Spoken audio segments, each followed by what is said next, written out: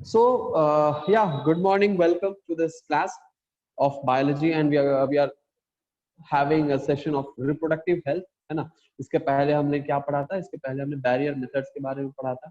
इसके पहले हमने कॉन्ट्रासेप्शन कैसे किया जाए उसके बारे में पढ़ा था। हमने सहेली के बारे में पढ़ा था, है ना। कॉन्ट्रासेप्टिव पिल, सहेली क्या होता है। उसके बाद हमने लैक्टेशनल नेचुरल मेथड देखा, कॉन्ट्रासेप्शन का नेचुरल मेथड, जिसमें पहला आया आपका कोइटस इंटरप्ट्स, उसके बाद आया lactational amenorrhoea withdrawal method which is coitus interrupts, उसके बाद आया आपका लैक्टेशनल एमोनेरिया, उसके बाद उसके पहले भी एक मेथड आया था जिसको हम कहते हैं पीरियोडिक एब्स्टिनेंस, है ना। पीरियोडिक एब्स्टिनेंस को भी देखा था, 3 मेथड देखा। उसके बाद हमने बैरियर मेथड शुरू किया, और इस बैरियर मेथड में हमने देखा कॉन्डम के बारे में, मेल कॉन्डम, उसके बाद हमने फीमेल कॉन्डम भी देखा। ऑलराइट, उसके बाद कई सारे डायफ्राम, मतलब डायफ्राम्स होते हैं, सर्विकल कैप्स, वॉल्स, ये सब जो है ये फीमेल्स के लिए प्रिस्क्राइब्ड और फीमेल्स के लिए प्रेफर्ड बैरियर मेथड है, जिससे ये सर्विक्स में लगाकर, ठीक है, सर्विक्स में इंसर्ट करके स्पर्म और ओवम के मीटिंग को यानी फर्टिलाइजेशन को ये अवॉइड कर सकते हैं, ठीक है। ओके, उसके बाद आज हम बात करेंगे इंट्रायूट्राइन डिवाइसेस की। इसकी बात करेंगे, इंट्रायूट्राइन डिवाइसेस की बात करेंगे, विच मींस अगर मान के चलिए कि नेचुरल मेथड है और वो नेचुरल मेथड काम नहीं कर रहा है, उसको भरोसा नहीं कि वो 100% सेफ नहीं है। दूसरा आपको बात किया जाए तो बैरियर मेथड ये भी 100% सेफ नहीं है, और ये बार बार कॉन्डम लगाना, डायफ्राम लगाना, सर्विक्स में लगाना, फिर बाहर निकालना सर्विकल कैप को, ये सब चीजें जो है वो बहुत सारे मतलब क्या कह सकते हैं, प्रॉब्लम्स को क्रिएट कर सकता है। मे भी हो सकता है कि इन्फेक्शन हो जाए, या हो सकता है कि ये आपका कॉन्डम काम न करे, या डैमेज कॉन्डम का यूज आप लोग करें। तो बहुत सारी चीजें यहाँ पे होती है जिसके वजह से ये 100% यहाँ पे सेफ नहीं कहा जा सकता। तो ऐसा क्या करें जिससे हम ये बार बार ये कॉन्डम लगाने के चक्कर नहीं रहे, और ये सेफ है ही नहीं। तो हम ऐसा क्या करें जिससे हम बच सके? तो इधर एक परमानेंट और एक टेम्पररी आईयूडीज होते हैं, जैसे कि इंट्रायूट्राइन डिवाइस। हम क्या कहते हैं आईयूडीज को? हम आईयूडीज, आपके एनसीईआरटी के बुक में यहाँ पे जो लिखा हुआ है आप लोग देख सकते हैं। ओके, उससे पहले कि हम आगे पढ़े, let me have some feedback. ये हमारा जो वॉइस है आप लोगों को साफ साफ सुनाई दे रही है ना वॉइस? अगर सुनाई दे रही है वॉइस साफ साफ तो आप मुझे बता दें। अगर कोई वॉइस में प्रॉब्लम है तो हम अपना साउंड सिस्टम चेंज कर लेंगे। ओके, तो सुनाई दे रहा है। ओके ओके, चलिए बढ़िया। ऑलराइट, तो ये इंट्रायूट्राइन जो हमारे डिवाइस है, यानी आईयूडी को हम क्या कहते हैं? आईयूडी को हम कहेंगे इंट्रायूट्राइन डिवाइसेस।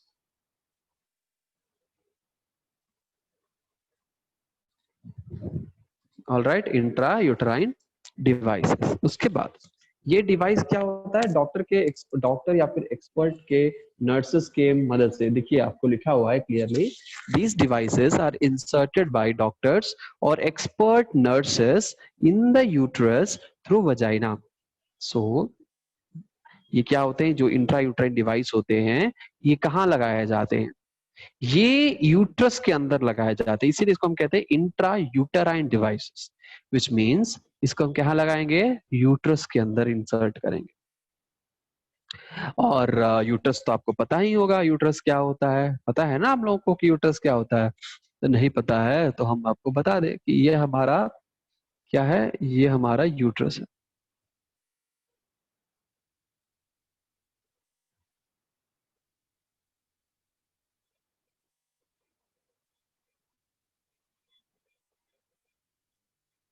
ठीक है, ये आपका यूट्रस है, ये आपका वजाइना था, ठीक है। तो इसी को हम कहते हैं यूट्रस। तो यहीं पे आपको क्या लगाते हैं? Copper T. यहाँ पे आपको इंट्रायूट्राइन डिवाइसेस लगाए जाते हैं। कॉपर टी जो होता है वो इस तरह का शेप का होता है, कॉपर टी। और यहाँ पे आपको कॉपर्स होंगे, यहाँ पे आपको कॉपर्स होंगे, कॉपर रिलीज करने वाले मटेरियल यहाँ पे होंगे, तो यहाँ से कॉपर रिलीज होते हैं, कॉपर टी। तो ऐसे ये यूट्रस के अंदर ये क्या किया जाता है, यूट्रस के अंदर लगाया जाता है, ठीक है, यूट्रस के अंदर ये आपको लगाए जाते हैं, ठीक है। All right, in these intrauterine devices are presently available as the non-medicated. So there are two type of IUDs. There are, अगर हम कहें कि IUD की बात करें तो IUD कितना प्रकार का होता है, दो प्रकार का होता है। एक क्या है, एक है नॉन मेडिकेटेड IUDs, यानी इसमें कोई दवा नहीं रहता है, सिर्फ आईयूडीज है। मतलब एक नॉन मेडिकेटेड आईयूड एक ऐसा इंट्रायूट्राइन डिवाइस है जो कि फैलोपियन ट्यूब के एंट्री को कंप्लीटली ब्लॉक कर देता है, जिसके जिसके वजह से स्पर्म फैलोपियन ट्यूब में एंट्री नहीं हो पाते, ठीक है। लेकिन इसमें कोई मेडिसिन रिलीज नहीं होता है और इसीलिए ये नॉन मेडिकेटेड आईयूडीज में आता है। इसमें आता है नॉन मेडिकेटेड आईयूडीज में आते हैं, ठीक है। ओके, दूसरा है आपको हार्मोन या ड्रग रिलीजिंग आईयूडीज। हम इसको कह सकते हैं हार्मोन रिलीजिंग आईयूडीज। क्या हम कह सकते हैं, हार्मोन रिलीजिंग आईयूडीज या ड्रग रिलीजिंग आईयूडीज, ये भी हम कह सकते हैं कि हार्मोन रिलीजिंग या ड्रग रिलीजिंग आईयूडीज। आपके बुक में दिया है, देखिए, these intrauterine devices are presently available as non medicated IUDs. और ये बहुत ही ज्यादा इंपॉर्टेंट पॉइंट है। कौन सा इंपॉर्टेंट पॉइंट है भाई, तो ये पॉइंट बहुत इंपॉर्टेंट है। ये यहाँ पे जितने भी नाम दिए गए हैं, ठीक है, जितने भी नाम दिए गए, ये सारा नाम बहुत ही ज्यादा इंपॉर्टेंट है। कौन कौन से नाम, देखिए यहाँ पे जो दिया है आपका नाम वो क्या है, वो पहला तो नाम है आपका लिप लूप, इंपॉर्टेंट है। उसके बाद दूसरा नाम है कॉपर रिलीजिंग, कॉपर रिलीजिंग। आप देखिए यहाँ पे अच्छे से,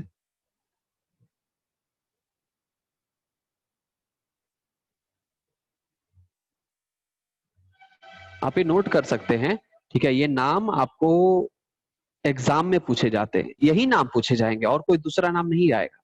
कोई भी आपको बाहर का कोई मेडिसिन का नाम नहीं पूछेगा, यही नाम पूछेगा जो आपके एनसीईआरटी में दिया हुआ है।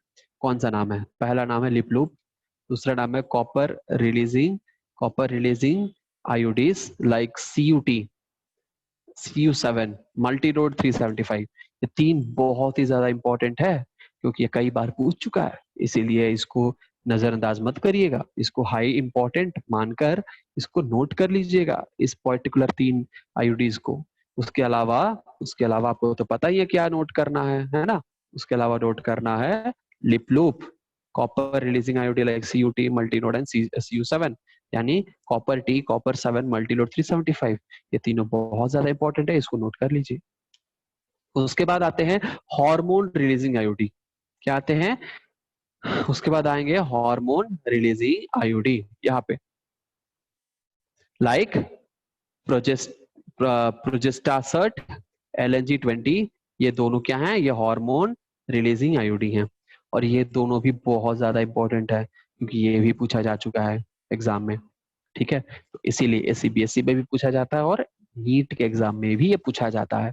और इसीलिए ये कैसे पूछे जाते हैं, ये करीब मैच द फॉलोइंग के जैसे पूछे जा सकते हैं, या आपको क्वेश्चन में आपको लिखा जा सकता है कि इनमें से कौन सा है जो हार्मोन रिलीजिंग आईयूडी है, ये भी पूछा जा सकता है।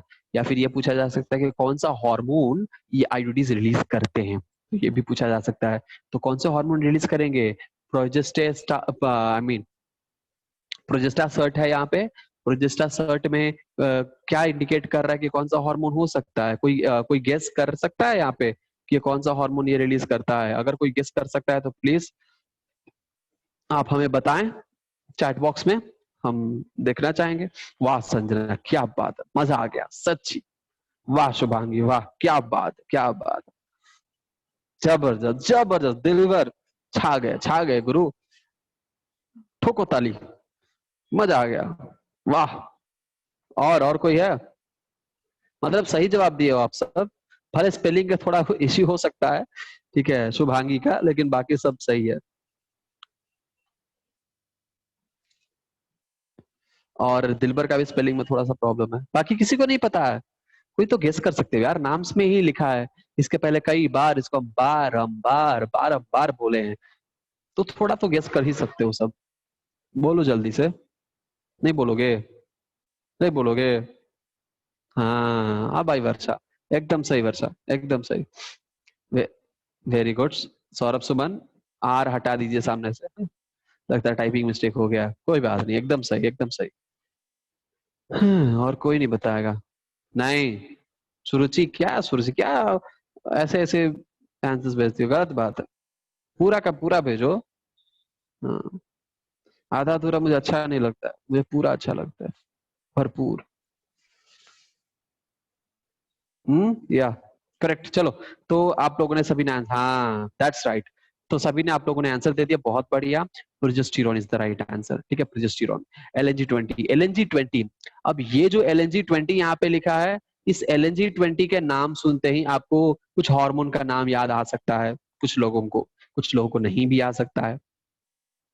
तो LNG-20 का अगर आप लोगों को हार्मोन का नाम पता है तो प्लीज आप लोग क्या करें, मुझे चैट बॉक्स में LNG-20 का नाम भेजें। अगर आपको नहीं पता है तो नो प्रॉब्लम, पता करके मुझे अगले क्लास में बताइए। ये प्रोजेस्टेरॉन से ही संबंधित है, ये एक तरह का आर्टिफिशियल प्रोजेस्टेरॉन ही कहलाया जाता है इसको, ठीक है, एक तरह का ये आर्टिफिशियल प्रोजेस्टेरॉन है, सिंथेटिक प्रोजेस्टेरॉन कह सकते हैं, ठीक है। एल से शुरू होता है इसीलिए LNG यहाँ पे आया है, ठीक है, एल से शुरू होता है। तो प्लीज हमें, अगर आप लोगों को पता है तो आंसर बता दें, नहीं पता है तो कल हमें बता सकते हैं अगले क्लास में, है ना। चलो आगे बढ़ते हैं। तो LNG-20 और प्रोजेस्टासर्ट, यहाँ पे दो हार्मोन रिलीजिंग आयोडीज हैं। इसके अलावा आयोडी क्या करता है, आयोडी, यस लेखिका, वही तो, कि लेखिका को नहीं पता है, शुभांगी को नहीं पता है, ऐसा हो ही नहीं सकता है। तो लेखिका ने सही जवाब दिया है, एकदम सही जवाब। चलो वर्षा, वाह वर्षा, क्या बात है, मजा आ गया, वर्षा का भी आंसर सही है। वाह वाह। कहीं हम लोग देख तो नहीं रहे हैं ना, देख देख बोल रहे हो? थोड़ा हार्ड है। था था नहीं है अभी, ठीक है, मुझे भी प्रोनाउंस करने में ना थोड़ा टाइम अभी भी लगता है, जितना बार देखते हैं उसको प्रोनाउंस करने में हालत खराब हो जाता है, ऐसा नाम है उसका, क्या कर सकते हैं। लेवोनोर्गेस्ट्रियल ट्रल, सॉरी, लेवोनोर्गेस्ट्रल, जो भी है, एनीवे मुझे क्या करना है इसका। तो ये है आपका हार्मोन जो यहाँ रिलीज होता है, ये सिंथेटिक प्रोजेस्टेरॉन है। और इसके अलावा मान के चलिए कि कभी कभी क्या होता है, कि कभी कभी अगर प्रेग्नेंट फीमेल है, ठीक है, मान के चलिए कि एक प्रेग्नेंट फीमेल है, और उस प्रेग्नेंट फीमेल को बीच में कभी मेंस्ट्रुएशन आ जाता है। क्यों आता है मेंस्ट्रुएशन, कोई बता सकता है कि मेंस्ट्रुएशन क्यों आ सकता है? यस सौरभ सुमन, एकदम सही आंसर बताइए। और कोई है जो बता सकता है कि प्रेग्नेंट विमेन को आ, बीच में प्रेगनेंसी के दौरान कभी कभी माइल्ड मेंस्ट्रुएशन आ सकते हैं। अगर हेवी मेंस्ट्रुएशन हुआ तो बच्चा का जान भी जा सकता है, लेकिन माइल्ड मेंस्ट्रुएशन होता है। ये मेंस्ट्रुएशन किस वजह से होता है, कोई जान सकता है, कोई बता सकता है यहाँ पे? बहुत इंपॉर्टेंट है ये, तो कोई बता सकता है तो बोलो। ये मे भी हो सकता है कि एप्लीकेशन बेस्ड क्वेश्चंस में ये क्वेश्चन आ सकता है, क्योंकि क्योंकि ये क्लिनिकल सिग्निफिकेंस है, ये क्लिनिकल इंपॉर्टेंस यहाँ पे है ना। सर डेसिडुअल क्या है? अच्छा, डेसिडुअल लेयर नहीं फॉर्म होता है, ऐसा कैसे हो सकता है कि डेसिडुअल लेयर नहीं फॉर्म हुआ है? ऐसा कुछ नहीं है। वहां पे डेसिडुआ, आपके कहने का मतलब है डेसिडुआ कैप्सुलारिस वहां से रिलीज हो रहा है, मतलब वहां पे फॉर्म नहीं हुआ प्लग, इसीलिए वहां पे ब्लीडिंग हो रहा है। ये माइल्ड ब्लीडिंग हो सकता है इम्प्लांटेशन के वक्त, लेकिन इम्प्लांटेशन हो चुका है, प्रेगनेंसी हो चुका है, उसके बाद भी बीच में कभी हो जाए तो वर्क हार्ड करने से, वर्क हार्ड करने से ब्लीडिंग होता है, वर्क हार्ड करने पर बहुत पेन होने लगता है। यस, दिलबर का आंसर एकदम सटीक और सही जवाब है दिलबर। मजा आ गया, सच बता रहे, आपसे यही उम्मीद थी। मजा आ गया, मजा आ गया। बेगूसराय के दिलबर है, इनके लिए तो जोरदार तालियां भाई बनता है ना, तो इसीलिए इनको जोरदार तालियां से के साथ नवाजा जाए इनको, ठीक है, बहुत सारा प्यार दिया जाए इनको, राइट। चलिए, अच्छी बात है, आगे बढ़ते हैं, ठीक है, आगे बढ़ते हैं और देखते हैं कि इसका कारण क्या है। बाकी किसी ने इसका आंसर तो मुझे दिया नहीं, एनीवेज हम भी बता देते हैं इसका आंसर, है ना। हम ही बता देते हैं। Aditya Singh, oh my goodness. Anyways, आगे बढ़ते हैं, ठीक है, और इसका बताते हैं कि रीजन क्या है। रीजन ये है कि किस हार्मोन के वजह से वहां पे मेंस्ट्रुअल ब्लीडिंग होता है। मेंस्ट्रुअल ब्लीडिंग नॉर्मली प्रोजेस्टेरोन की कमी की वजह से होता है।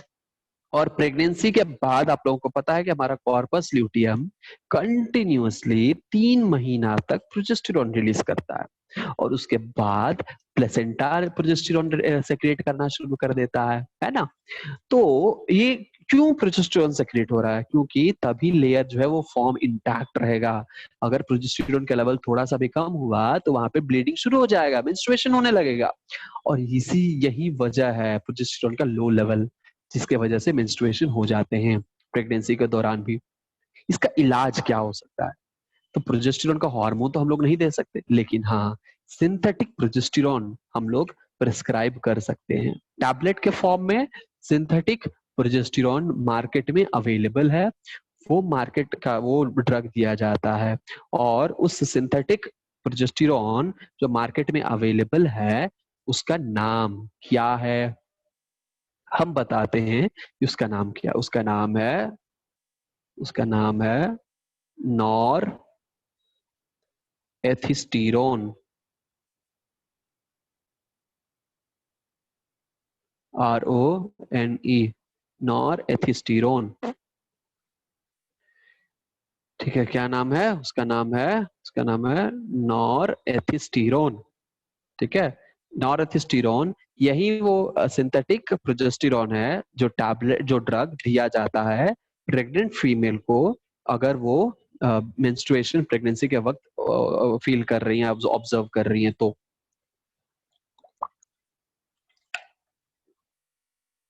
ठीक है, ओके।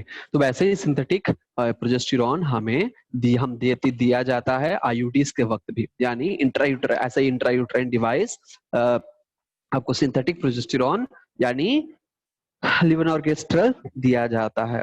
ठीक है, क्लियर है? आई होप कि आपको कोई परेशानी यहाँ पे नहीं हुई होगी, समझ में आ गया होगा, है ना।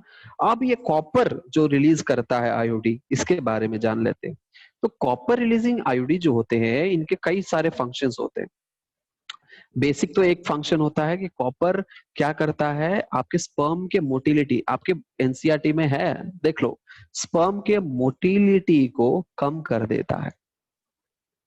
ठीक है, जिसके वजह से वो मूव नहीं कर पाता है, और फर्टिलाइजिंग कैपेसिटी उसका स्पर्म का कम हो जाता है। ठीक है, तो ये आपका फायदा है, स्पर्म की मोटिलिटी कमजोर और फर्टिलाइजिंग कैपेसिटी स्पर्म का कम हो जाता है, यानी वो मूव ही नहीं कर पाता, उसके पास एनर्जी ही नहीं बचता है। कॉपर उसकी एनर्जी को खत्म कर देता है, उसके मोटिलिटी को खत्म कर देता है।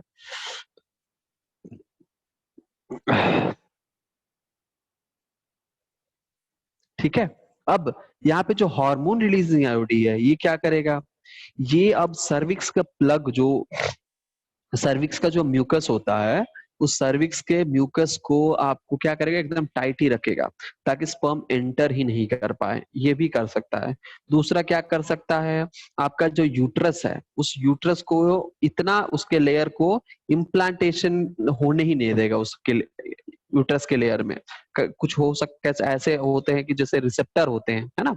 हमने बताया था आपको कि जैसे इंटीग्रिन डिसइंटीग्रिन स्पर्म और ओवम में होते हैं, वैसे ही कुछ रिसेप्टर्स होते हैं जो कि एंडोमेट्रियल लाइनिंग के पास होता है। और हमारे, जैसे मान के चलो, यहाँ पे एंडोमेट्रियल लाइनिंग है, तो इस एंडोमेट्रियल लाइनिंग के पास होता है, और यहाँ पे आपका ब्लास्टोसिस्ट है और कोरियोनिक पिलाई है। तो यहाँ पे भी होता है ना। यहाँ पे भी आपको क्या होते हैं, इंटीग्रल सम प्रोटीन्स होते हैं जो कि इंटीग्रेट करने के लिए, अटैच होने के लिए जरूरी होते हैं। अब ये ड्रग क्या करेंगे, ये ड्रग जाकर उस रिसेप्टर में बाइंड हो जाएंगे, ताकि उसको ब्लॉक कर देंगे रिसेप्टर को। ये भी कर सकता है। या फिर सर्विक्स के म्यूकस के प्लग को भी हार्डन कर सकता है, ताकि स्पर्म एंटर ही ना करे। ये कुछ इसके काम हो सकते हैं। ठीक है, जो आपके बुक में दिया है हम वही लेकर चलते हैं, कि इम्प्लांटेशन जो स्पर्म का, देखिए यहाँ पे क्या करेगा, make the uterus unsuitable for implantation and the cervix hostile to the sperm. ठीक है, सर्विक्स को क्या करेगा, म्यूकस को थिकन कर देगा, और इम्प्लांटेशन के लिए यूट्रस को अनसूटेबल बना देगा, यानी वहां पे ऐसा कुछ होगा जिसके वजह से वहां से इम्प्लांटेशन होगा ही नहीं। इंटीग्रेशन होगा ही नहीं हमारे ब्लास्टोसिस्ट जो बने हैं उससे और हमारे लाइनिंग से, एंडोमेट्रियल या यूट्राइन वॉल से। ठीक है, क्लियर है? आई होप ये सब इंफॉर्मेशन आपके डॉक महेश्वरी मैम आपको बताई होंगी ऑफ कोर्स। चलिए आगे बढ़ते हैं। ठीक है, जस्ट ये तो चैप्टर क्योंकि ऑलरेडी पढ़ चुके हैं और इस ज्यादा कुछ इन्फॉर्मेशन इसमें एक्स्ट्रा है नहीं, तो सेम चीजें हम रिपीट कर रहे हैं, तो एक तरह का रिवीजन हो गया आप लोगों को। ठीक है, तो ये जो आईयूडी है, देखो जैसे आपका हार्मोन रिलीजिंग आईयूडी है। ठीक है, आईयूडीज आर, अच्छा मीनाक्षी मैम, एनीवेज कोई बात नहीं, जो भी है एम से ही शुरू होता है ना। ओके, तो IUDs are ideal contraceptive for females. IUDs are ideal contraceptive for females who want to delay pregnancy और स्पेस चिल्ड्रन। स्पेस चिल्ड्रन का मतलब ये नहीं होता है कि स्पेस में जाने वाले बच्चे। स्पेस चिल्ड्रन का मतलब एक बच्चे में और दूसरे बच्चे का जो बीच का जो गैप होता है, अगर कोई फीमेल चाहे कि गैप ज्यादा हो या जितना दिन गैप देना चाहती हैं उतने दिन तक ये आईओडी अपने यूट्रस में इम्प्लांट रख सकती हैं और इसके बाद कोई भी कॉन्डम का इस्तेमाल करने की जरूरत नहीं पड़ेगी, मतलब फर्टिलाइजेशन से डरने की जरूरत नहीं पड़ेगी, ना ही किसी बैरियर मेथड का इस्तेमाल करने की जरूरत पड़ेगा। ठीक है, तो ये इसका फायदा हो जाता है, यहाँ पे बहुत ही ज्यादा फायदा हो जाता है इसका, है ना। ऑल राइट, तो ये है। उसके बाद देखिएगा तो यहाँ पे क्या लिखा है, it is one of the most widely accepted method of contraception in India. तो ये कॉन्ट्रासेप्शन जो है वो बहुत ज्यादा इंडिया में यूज किया जाता है, प्रेफर किया जाता है। ऑल राइट, तो ये सब चीजें अगर मैरिड वुमेन करे तो सही है। क्या आपको लगता है कि ये अनमैरिड जो लेडीज या फिर जो गर्ल्स हैं वो कर सकती हैं? नहीं, बिल्कुल नहीं। लेकिन क्या unmarried unmarried females physical relationship नहीं बनाती हैं? ऐसा भी नहीं है।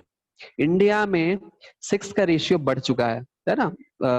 फिलहाल कल या परसों, I don't know, may be परसों शायद या कल, दिल्ली में फिर से एक 12 साल की बच्ची के साथ रेप हुआ है ना। तो ये रेप केसेस बढ़ते जा रहे हैं और लड़की शायद बच्ची एम्स में एडमिट है और अपनी जिंदगी और मौत से लड़ रही है ना। तो ऐसे ऐसे दरिंदे अभी भी घूम रहे हैं खुलेआम।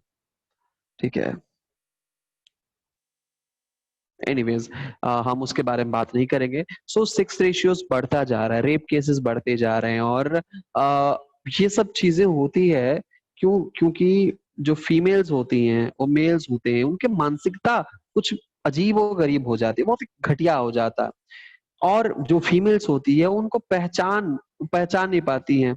अपने सेल्फ प्रोटेक्शन उनको आना चाहिए, हर एक बच्चे को सेल्फ प्रोटेक्शन। इसीलिए इसीलिए स्कूल्स में यो कराटे, मार्शल आर्ट, ये सब इंट्रोड्यूस किया गया है हर बच्चे को। बहुत सारे जगहों पे ये नहीं हो पाता है, जो ग्रामीण इलाकों में नहीं हो पाता है। दिल्ली जैसे शहरों में तो मार्शल आर्ट बहुत इंपॉर्टेंट है, ठीक है, कराटे बहुत ही कॉमन है और सीख सकता है बच्चा, लेकिन फिर भी बच्चे नहीं सीखते। एनीवेज, कितना भी बच्चा 12 साल का बच्चा है मार्शल आर्ट सीखेगा, कितना भी सीखे सेल्फ प्रोटेक्शन, और अगर मान के चले 25-30 साल का है तो वो उससे पॉसिबिलिटी नहीं हो पाती। कितना भी तो फिजिकली उतना तो ज्यादा नहीं ना सक्षम हो पाएगा, लेकिन कुछ ना कुछ चीजें जो है वो हर फीमेल के अपना प्रोटेक्शन के लिए रखना चाहिए, क्योंकि ये दुनिया बहुत ही भ्रष्ट हो गया है और ज्यादा भ्रष्ट होता जा रहा है। कोई सुधरने का नाम नहीं ले रहा है और ज्यादा बिगड़ता जा रहा है। जो इंसान क्लास में न्यूसेंस क्रिएट कर सकता है, क्लास किस लिए होता है? ऑनलाइन क्लास हम लोग क्यों आप लोगों को ले रहे हैं? ऑनलाइन क्लास इसलिए नहीं ले रहे हैं क्योंकि घर पे आप ऑफलाइन तो जा नहीं सकते, तो आप लोगों का जितना भी पढ़ाई है, सिर्फ ना ही कि हम की अपनी की बात नहीं कर रहे हैं, जितने भी ऑनलाइन क्लासेस इंडिया में चलते हैं, अन अकेडमी हो, वेदंतु हो, वो क्यों वो सब ऑनलाइन क्लासेस लेते हैं? इसलिए लेते हैं ना कि इंडिया के किसी भी कोने से बच्चा पढ़ सकता है, बस टीचर का लाभ उठा सकता है, इसीलिए ना। अब सोचो हम बेगूसराय में हैं और आप लोग छपरा में हो। बेगूसराय से हम छपरा आते जाते हम क्लास ले सकते, पॉसिबल था? नहीं पॉसिबल था। लेकिन अभी ऑनलाइन क्लास के थ्रू हम कहीं भी ले सकते हैं, दिल्ली से भी क्लास ले सकते हैं, अपने घर बैठ के हम क्लास ले सकते हैं, है ना। तो ये क्यों किया गया है? ताकि आप लोग बेनिफिटेड हो। हम लोग अपने लिए नहीं, अपने लिए थोड़ी ना किया जाता है। हाँ, हम पढ़ाते हैं, हमें सैलरी मिलता है, वो अलग बात है, मेहनत करेंगे सैलरी मिल रहा है, लेकिन ये क्यों कर रहे हैं भाई हम लोग? आप लोगों के बेनिफिट के लिए कर रहे हैं कि आप लोग अपना जो एजुकेशन है स्पॉइल ना हो, क्योंकि नीट एग्जामिनेशन आप लोग जो फील्ड में हो, जिस कैटेगरी में आप लोग पढ़ाई कर रहे हो, उस कैटेगरी में पढ़ते रहना बहुत जरूरी होता है। एक एक मिनट बहुत ही कीमती होता है और इस टाइम को यूटिलाइज करना पड़ता है। और हम लोग इसीलिए आपको क्लास लेके जल्दी से सिलेबस खत्म करने की कोशिश कर रहे हैं, ताकि आप लोगों को रिविजन, स्टडी का, प्रैक्टिस सेशन का बहुत ज्यादा टाइम मिल पाए, अच्छे से प्लान कर पाओ, अच्छे से स्ट्रेटेजाइज कर पाओ, अच्छे से एग्जाम दे पाओ, ताकि अच्छे कॉलेजेस में आपकी सिलेक्शन हो जाए। लेकिन इस ऑनलाइन क्लास में भी कुछ ऐसे ऐसे बदतमीज और उदंड बच्चे हैं जो इस क्लास को भी अच्छे से ना होने देने के लिए पूरी भरसक भरसक प्रयास करते रहते हैं। ऐसे ही बच्चे आगे चल के ऐसे ही बच्चे आगे चल के गुंडा मवाली बनते हैं। तो एक क्लास को अगर आपको आप क्लास ऑनलाइन क्लास नहीं बिठाएगा, आप जा सकते हो, आएगा आपको यूट्यूब पे, आप बाद में भी देख सकते हो, लेकिन क्लास को तो कम से कम डिस्टर्ब ना करो। लास्ट क्लास में आपने देखा था कि लास्ट क्लास में क्या हुआ था। हम पढ़ा रहे हैं, स्क्रीन पे कोई अजीबोगरीब हरकत कर रहा था, है ना। तो ये चीजें, ऐसे ही उदंड बच्चे आगे चल के गुंडा मवाली बनते हैं, ठीक है। लेकिन अभी से ये आदत रहेगा तो बनोगे। लेकिन हम तो कहते हैं कि भाई हमारे जितने भी बच्चे हैं, हमारे छोड़ो जितने भी देश के बच्चे हैं, वो सारे बच्चे गुंडा मवाली तो ना बने, कुछ अच्छा बने, कुछ प्रोटेक्टिव बने। तो क्योंकि माता पिता बहुत मेहनत से पढ़ाते हैं भाई, उनका मेहनत इतना होता है कि आप बता नहीं सकते। सब परिवार धनी नहीं होता है, सबके माता पिता एकदम टॉप लेवल के रिच नहीं होते। हमारे पेरेंट्स रिच नहीं है, हमारे पेरेंट्स अंबानी नहीं है। हम जानते हैं कि गरीबी क्या होता है, मिडिल क्लास लाइफ क्या होता है। वैसे ही हम हमारे जैसे ही सब है। हो सकता है कि हमसे ज्यादा हो सकता है कि रिच आप लोग हो, लेकिन अलग बात है, माता पिता उसके लिए भी पैसे कमाने, रिच पीपल भी पैसे कमाने के लिए बहुत मेहनत करते हैं। और मिडिल क्लास का तो कहना ही नहीं है, किस किस से क्या क्या सुनना पड़ता है काम करने के वक्त, कुछ गड़बड़ हो जाए थोड़ा सा तो ये सब सह किस लिए सह रहे हैं भाई? एक पेट को पालने के लिए पेरेंट्स और अपने बीवी को, हमारे पिताजी अपनी बीवी यानी हमारी मम्मी को पालने के लिए उनका नॉर्मल सा कहीं भी छोटा मोटा धंधा करेंगे, अच्छा जीवन बिता सकते हैं। इतना सेविंग्स, इतना ये सब क्यों करते हैं? इतना हार्ड वर्क, इतना इतने जगह काम करना क्यों करते हैं? इतना इतना घंटा काम करते हैं, मोर देन 8 आवर्स 10 आवर्स कई सारे पेरेंट्स काम करते हैं। क्यों काम करते हैं भाई? कि उनके बच्चे अच्छे हों, उनके बच्चों को अच्छा भविष्य मिले। जो वो दुख झेल रहे हैं आज, उनके बच्चे वो दुख ना झेलें, एसी में रहें, कार में ट्रैवल करें, हाई फ्लाइट में ट्रैवल करें, दुनिया घूमें, ये चाहते हैं आपके पेरेंट्स। अगर आपके पेरेंट्स ये चाहते हैं, और अगर आप थोड़ा सा भी थोड़ा सा भी उनका आदर करते हैं ना, हल्का सा भी 1% भी आदर करते हैं, तो आप से जितना बन पाता है आप उसमें कंट्रीब्यूट करो, उनको मदद करो, उनके सपने को आप पूरा करो।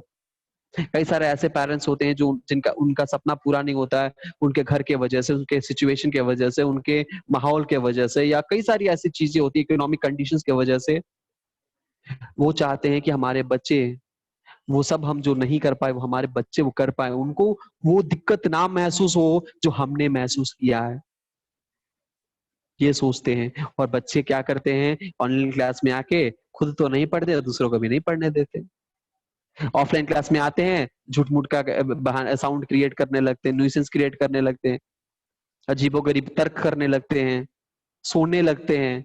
और ऑनलाइन क्लास में आते हैं तो ऑनलाइन क्लास में तो सो भी सकते हैं, कोई दिक्कत नहीं है, लेकिन नहीं, डिस्टर्ब करना उनके प्रवृत्ति में है, डिस्टर्ब करेंगे ही। तो स्क्रीन ही दिख रहा है ना सबको, चलो स्क्रीन को ही डिस्टर्ब कर देते हैं, स्क्रीन पे कुछ एनोटेशंस लेकर अपना लिखने लगते हैं। ये सब चीजें देखो, हम हमसे गलती हुई, लास्ट क्लास में हमने एनोटेशंस ऑफ नहीं किया था, भूल गए थे, यानी सेटिंग्स के वक्त ही भूल गए थे। इस बार हमने ऑफ कर दिया एनोटेशंस आपको, ठीक है, लेकिन आपको उस गलती का फायदा उठा लिया। भाई हम ऑनलाइन क्लासेस बहुत महीनों से, मतलब साल तो नहीं कह सकते, लेकिन स्टार्टिंग से, जब से लॉकडाउन है उससे पहले से हम ऑनलाइन क्लासेस करा रहे हैं, है ना। लॉकडाउन के पहले से हम ऑनलाइन क्लासेस करा रहे हैं, जब छुट्टी अनाउंस हो गया था उसी वक्त से।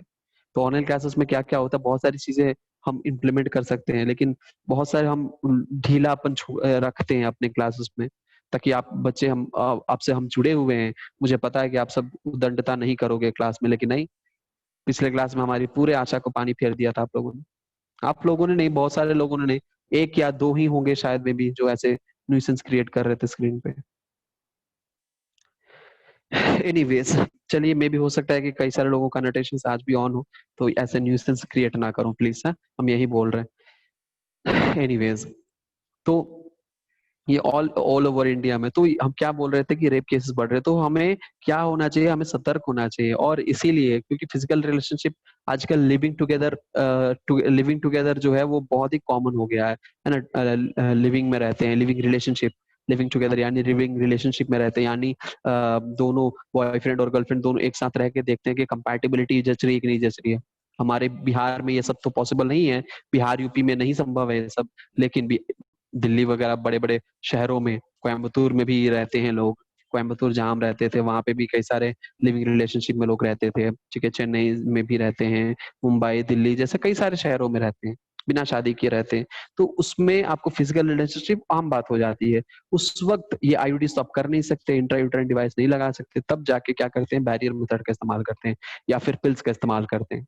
और क्या होता है कि पिल्स का ज्यादा इस्तेमाल करने के वजह से मैरिज के बाद बहुत सारे कॉम्प्लिकेशंस होने लगते हैं, प्रेगनेंसी में बहुत सारे कॉम्प्लिकेशंस होने लगते हैं, इतना ना यूटेराइन वॉल डैमेज हो जाता है कि इम्प्लांट होता ही नहीं है, फर्टिलाइज ही नहीं हो पाता है, कई सारी प्रॉब्लम्स आती है।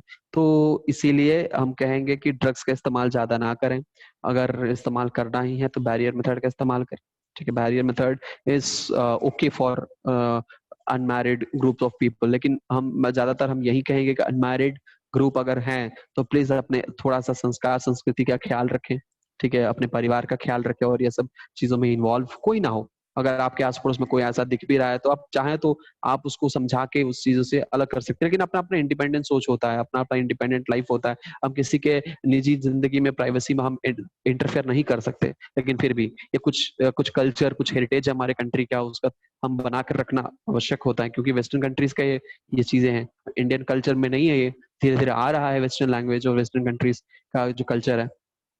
एनीवेज, तो इसीलिए हम बता रहे थे कि कौन कौन सा कॉन्ट्रसेप्शन, कौन कौन सा तरीका है जो सेफ है, कौन कौन सा तरीका जो है सेफ नहीं है, कौन कौन सा इस्तेमाल हो रहा है और नहीं हो रहा है। एनीवेज, आगे बढ़ते हैं और देखते हैं यहाँ पे क्या लिखा है। Oral administration of small doses of either progestogens और progestogen estrogen combination is another contraceptive method used by the female, ठीक है। तो क्या करते हैं, प्रोजेस्टेरॉन का ओरल, हमने बताया था जैसे सिंथेटिक प्रोजेस्टेरॉन होता है वैसे ही आपको सिंथेटिक प्रोजेस्टेरॉन वही है, सिंथेटिक प्रोजेस्टेरॉन या प्रोजेस्टेरॉन ईस्ट्रोजन के कॉम्बिनेशन का टैबलेट जो है वो लेते हैं। और वो क्या होता है, उसको हम पिल्स कहते हैं। ये 21 दिन तक, देखिएगा यहाँ पे आपको यूज के बारे में बताया गया है, ये 21 दिन तक लगातार लेना पड़ता है, ठीक है। ऑलराइट, 21 दिन तक लगातार लेना पड़ता है, starting preferably with in the first 5 days of menstrual cycle, which means अगर मेंस्ट्रुअल साइकिल हो गया उसके बाद पहले 5 दिन के अंदर ही हमें स्टार्ट कर देना होगा, ठीक है, ये टैबलेट। और 21 दिन तक लेना होगा, किस दिन तक लेना होगा, 21 दिन तक हमें वो ड्रग लेना होगा। उसके बाद 21 दिन तक लेने के बाद हमें 7 दिन का गैप देना होगा, 7 दिन के गैप के बाद फिर से सेम पैटर्न को फॉलो करना होगा। क्या करना होगा, सेम पैटर्न को फॉलो करना होगा। कॉपर इंड्यूसिंग, अच्छा copper T is, yes of course it's painful, ठीक है, पेनफुल होता है। लेकिन ये जो है वो आपको प्लास्टिक का भी आता है, मेटल का भी आता है, कई सारी चीजें कॉम्बिनेशन का आता है, वो डिपेंड करता है कि आप किस तरह का कॉपर टी का इस्तेमाल कर रहे हैं और जो आप इंजेक्ट कर रहा है, जो आपको मतलब फिट कर रहा है आपके बॉडी में, डॉक्टर एक्सपर्ट हो, ठीक है। तो अगर एक्सपर्ट हैं और कई सारे चीजों के ध्यान में रखते हुए वो यूट्रस में इम्प्लांट करते हैं, पेनफुल तो है, हम ये नहीं कहेंगे पेनफुल नहीं है, पेनफुल तो है, लेकिन अब ज्यादा पेन नहीं होता है और वो चीजें जो है वो धीरे धीरे पेन कम भी हो जाता है, लेकिन पेनफुल है। सर प्रोजेस्टेरोन एंड प्रोजेस्टोजेन दोनों सेम होता है, ऑफ कोर्स सेम होता है, ठीक है, बस नाम का अंतर है, सिंथेटिक और नेचुरल का दोनों का अंतर है, और दूसरा कोई दिक्कत नहीं है, दोनों सेम है, प्रोजेस्टेरोन और प्रोजेस्टोजेन, ठीक है। तो क्या किया जाता है, तो कंटिन्यूअस किया जाता है मेंस्ट्रुएशन को, मेंस्ट्रुएशन क्या, I mean menstruation first 5 days के बाद, ये फर्स्ट 5 days के अंदर आपको कंटिन्यूअसली 21 दिन तक दवा लिया जाता है, उसके बाद 7 दिन का गैप देकर फिर लिया जाता है। ये पिल प्रेजेंट है, और इस पिल को लेने के बाद क्या होता है कि कॉन्सेप्शन जो है नहीं होता है। ठीक है, मान के चलो कि आपने क्या किया, मेंस्ट्रुअल साइकिल खत्म हुआ और आपने लेना शुरू कर दिया। ठीक है, तो जब जब तक ये लेते रहेंगे तब तक आपको कोई डर नहीं रहेगा कि कॉन्सेप्शन कंसेप्शन होगा। ठीक है, ऑल राइट। उसके बाद ये क्या करेगा, ये देखो भाई, होमवर्क हम बता रहे हैं। कुछ ऐसे बच्चे हैं जो होमवर्क सुबह में भेजे हैं, कुछ ऐसे लोग रात में 1 बजे भेज रहे हैं। ठीक है, आंसर्स हम लोग जब देखिए, होमवर्क हम चेक नहीं करेंगे, आप लोगों को चेक करना है। रोज हम 10-10 क्वेश्चन को हम डिस्कस करेंगे, उसका आंसर हम बताते जाएंगे, आप लोग अपना आंसर चेक करते रहना। ठीक है, खुद से मुझे भेजने के लिए इसलिए हमने बोला है ताकि आप लोग कर तो लो। ऐसा नहीं, कुछ लोग ही भेजे हैं भाई, इसमें भी देख लो, कुछ लोग ही भेजे हैं, सब नहीं भेजे हैं। सब किसके लिए वेट कर रहे हैं, तो सर तो 10-10 क्वेश्चन डिस्कस करेंगे ही, उस वक्त हम आंसर लिख लेंगे। ऐसे हैं लोग।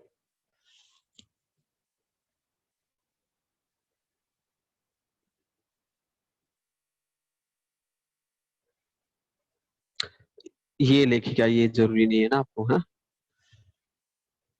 हाँ कई सारे, हाँ कुछ लोग परसों सेंड किए थे, कुछ लोग कल सेंड किए थे, कुछ लोग कल रात में सेंड किए थे, कुछ लोग आज सुबह में सेंड किए हैं।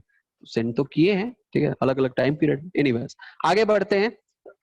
हाँ, तो यहाँ पे हम क्या बात कर रहे थे, यहाँ पे बात कर रहे थे कि अगर हम ऐसा लेते हैं तो क्या करेगा, they inhibit ovulation and implantation as well as alter the quality. पता चला मुझे, लाइट के प्रॉब्लम है। They inhibit ovulation and implantation as well as alter the quality of cervical mucus to prevent retard entry of sperm, which means क्या कह रहा है कि वह म्यूकस का वहां पे चेंज कर देगा म्यूकस को, यानी यहाँ पे जो सर्विक्स पे म्यूकस है उसको टफ कर देगा, टाइट थिक कर देगा, ताकि स्पर्म एंटर ही ना करे ना, स्पर्म के एंट्री को रोक देगा। ये एक कर सकता है। नहीं, मेंस्ट्रुएशन के टाइम पे पिल यूज नहीं करते हैं। ठीक है, मेंस्ट्रुएशन के टाइम पे ये पिल का इस्तेमाल नहीं होना, क्योंकि क्या होता है कि मेंस्ट्रुएशन अगर हो रहा है तो मेंस्ट्रुएशन होने देना चाहिए। मेंस्ट्रुएशन को रोकना वो सबसे बड़ा प्रॉब्लम क्रिएट कर सकता है। ठीक है, इसीलिए कभी भी मेंस्ट्रुएशन के वक्त कोई भी दवा नहीं लिया जाता है, इसीलिए, क्योंकि वो मेंस्ट्रुअल साइकिल को अल्टर कर सकता है या बहुत सारे कॉम्प्लिकेशंस को कॉज कर सकता है। ठीक है, इसलिए मेंस्ट्रुअल साइकिल अगर हो रहा है तो उसमें कोई दवा का इस्तेमाल नहीं करना चाहिए, कंटिन्यूसली होने देना चाहिए। हाँ, उसके पेन रिलीफ करने के लिए आप कोई ऑइंटमेंट ऊपर से लगा सकते हैं। ठीक है, लेकिन कोई ड्रग, उसका पेन किलर का भी इस्तेमाल आपको नहीं करना चाहिए। ये कॉमन है, नॉर्मल है। ठीक है, सबको ये पता होना चाहिए। ठीक है, दे इनहिबिट ओवुलेशन, वो क्या करते हैं, वो ओवुलेशन को इनहिबिट करते हैं, पहला पॉइंट। ठीक है, दूसरा पॉइंट, म्यूकस के लेयर को चेंज कर देते हैं।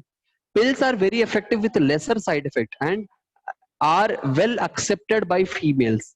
ठीक है, पिल्स जो है वो क्या है, पिल्स हमारा बहुत ही कम साइड इफेक्ट के साथ ये यूज होता है, फीमेल्स लेती हैं। और क्योंकि बहुत आसान होता है, इसमें दवा बस ले लेना होता है, इसमें कोई इंजेक्शन नहीं लेना है, कोई तरह का इम्प्लांटेशन नहीं करना है, किसी भी तरह का प्रिकॉशन नहीं लेना है, बस एक दवा ले लो, सब ठीक।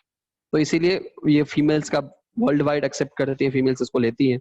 और हमें ऑलरेडी हमने बताया था, सहेली क्या है, सहेली is the first contraceptive pill which is introduced by the country I mean India में फर्स्ट कॉन्ट्रासेप्टिव पिल जो है वो सहेली के नाम से इंट्रोड्यूस किया गया, जो कि नॉन स्टीरॉयडल ड्रग है। नॉन स्टीरॉयडल यानी इसमें कोई स्टीरॉइड्स नहीं है, और स्टीरॉइड्स होने की वजह से बहुत सारे साइड इफेक्ट्स होते हैं, लेकिन क्योंकि इसमें स्टीरॉइड्स नहीं है तो इसमें साइड इफेक्ट जो है वो ना के बराबर है।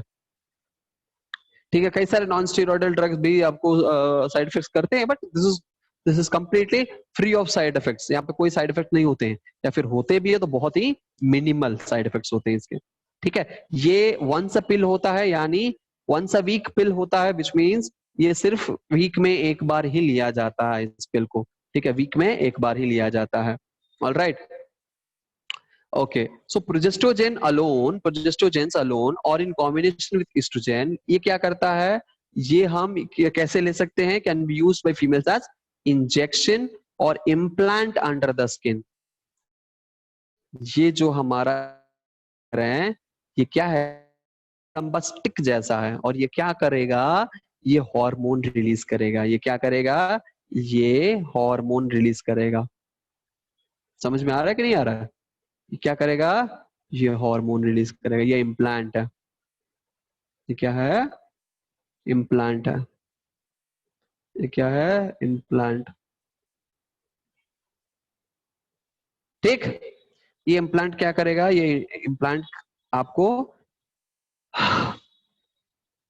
हार्मोन को रिलीज करता है, और ये हार्मोन रिलीज करने की वजह से, ये हार्मोन यानी ईस्ट्रोजन कॉम्बिनेशन में भी रिलीज कर सकता है ना, ईस्ट्रोजन प्रोजेस्टेरोन कॉम्बिनेशन में रिलीज कर सकता है, या फिर ये सिर्फ और सिर्फ प्रोजेस्टेरोन रिलीज कर सकता है ना।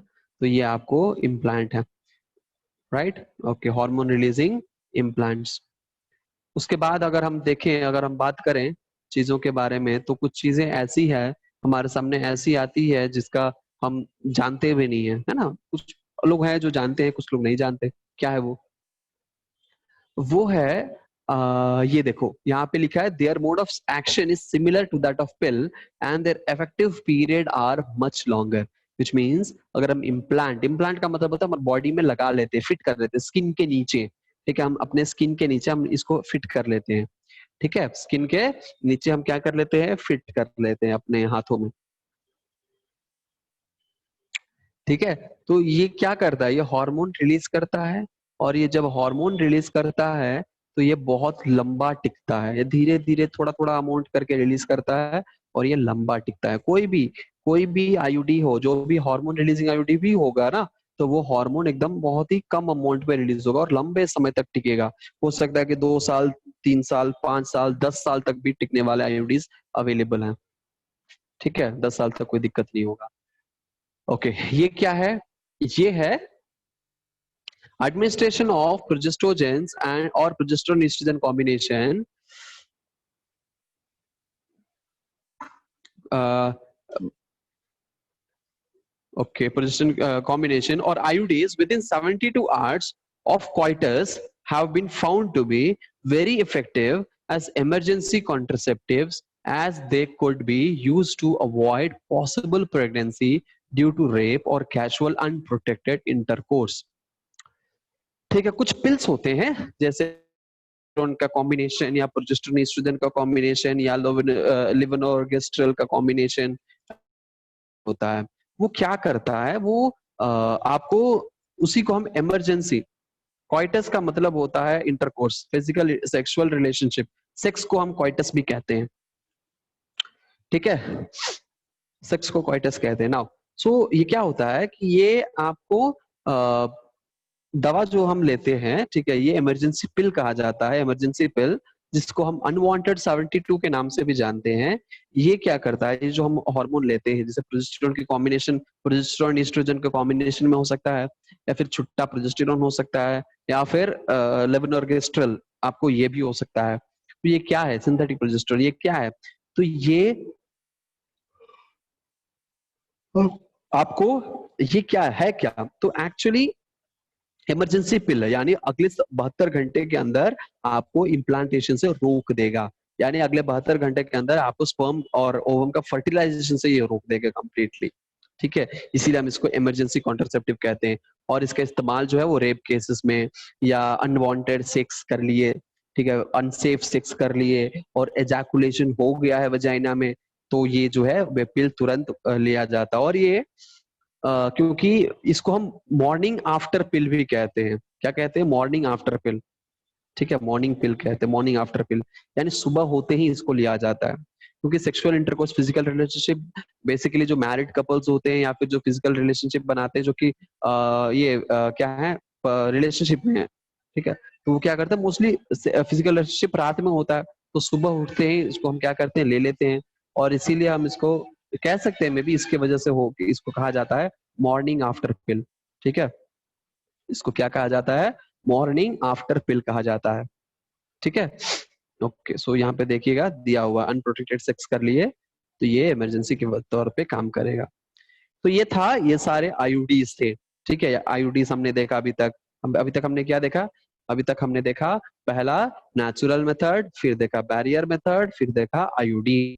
ठीक है, और हमने पिल्स के बारे में भी, बारे में कि कौन कौन से पिल्स अवेलेबल है मार्केट में। अब है सर्जिकल मेथड या फिर कंप्लीट स्टेरिलाइजेशन। कंप्लीट स्टेरिलाइजेशन, और ये जो कंप्लीट स्टेरिलाइजेशन है ये सर्जिकल मेथड को कहा जाता है। किसको कहा जाता है? सर्जिकल मेथड को। किसको? सर्जिकल मेथड को कहा जाता है। सर्जिकल मेथड यानी सर्जरी के थ्रू, सर्जरी से आपको, सर्जरी के मदद से हम कुछ ऐसा करते हैं कि स्पर्म और ओवम मीट ही नहीं कर पाता है। ऐसा क्या करते हैं? तो ये इसमें इस प्रोसेस को, सर्जिकल मेथड को हम स्टेरिलाइजेशन भी कहते हैं। स्टेरिलाइजेशन, स्टेरिलाइजेशन देखो यहाँ पे लिखा हुआ है, देखो देखो देखो देखो यहाँ पे लिखा है sterilisation. Yes yes, sterilisation. Surgical method also called sterilisation are generally advised for the male male as well as female. हम मेल एंड फीमेल दोनों को ये एडवाइस कर सकते हैं। ये एक्चुअली है क्या? ये कुछ नहीं करता है। सर्जरी के थ्रू क्या करते हैं, सर्जरी से हमारे ये जो वास्ट डिफरेंस है ना, देख रहे हो यहाँ पे क्या किया है, कट करके टाई कर देते हैं। कट करके कम से कम 4-5 सेंटीमीटर अलग रख, 4-5 इंच, 4-5 इंच कह सकते हैं, 4-5 सेंटीमीटर कह सकते हैं, ठीक है, कुछ इंचेस, हम फ्यू इंचेस इसको अलग अलग रख के, दूर रख के हम इसको क्या करेंगे, टाई कर देंगे कंप्लीटली। क्यों हम दूर रखते हैं?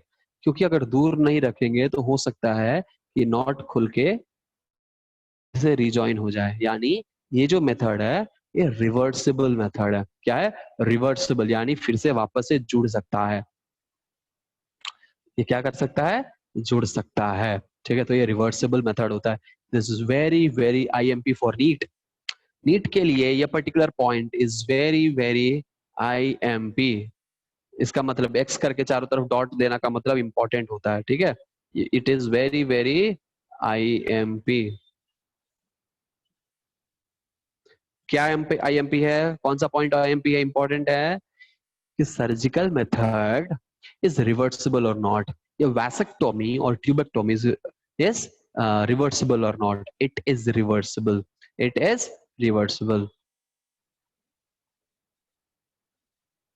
कट करके देखो, क्योंकि सेल्स जो होते हैं वो कंटिन्यूअसली प्रोलिफरेट कर रहे हैं, है ना, प्रोलिफरेशन हो रहा है। तो यहाँ पे सेल्स जो है प्रोलिफरेट हो सकते हैं, प्रोलिफरेट होकर अटैच हो सकते हैं। ठीक है, कई सारे क्या होता है कि डैमेज सेल्स जो है वहां पे, वॉर्न आउट सेल्स या कोई डैमेज सेल्स होते हैं, तो वहां पे सेल्स जो है रीबिल्ड होते हैं, दोबारा से बनते हैं। सिमिलरली यहाँ भी अगर कट किया जाए, अगर फिर से ये नॉट खुल जाए, तो यहाँ के सेल्स प्रोलिफरेट होकर आपको रीजॉइन होने का चांस जो है बन सकता है।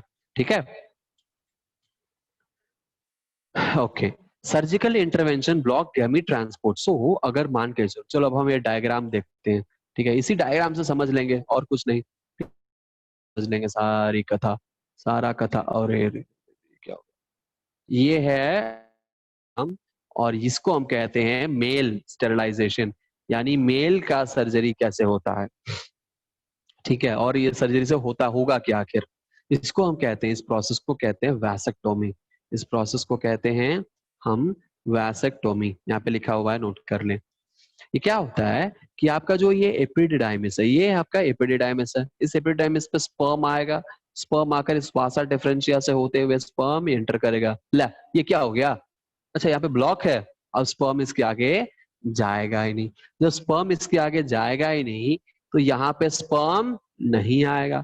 और वैसा ही इधर भी किया जाता है, ला, इसके आगे बढ़ेगा ही नहीं, और स्पर्म जो है इसमें नहीं आएंगे, इस पे स्पर्म नहीं होंगे, तो इसके अंदर स्पर्म नहीं होंगे। जब इसके अंदर स्पर्म नहीं होंगे, तो यहाँ से जब एजैकुलेशन होगा, एजैकुलेशन होगा मतलब यहाँ पे जब ड्रॉप गिरेगा सीमेन का, उस सीमेन के अंदर क्या नहीं होगा? स्पर्म नहीं होगा। जो स्पर्म नहीं, वजाइना में गिर भी जाए, एजैकुलेट हो भी जाए, कोई दिक्कत नहीं है, क्योंकि इसमें स्पर्म है ही नहीं। तो बाकी का मटेरियल रह के भी कोई फायदा नहीं है, क्योंकि स्पर्म ही फर्टिलाइज करने वाला है और वही खुद नहीं है। तो क्या होगा? ये नहीं होगा।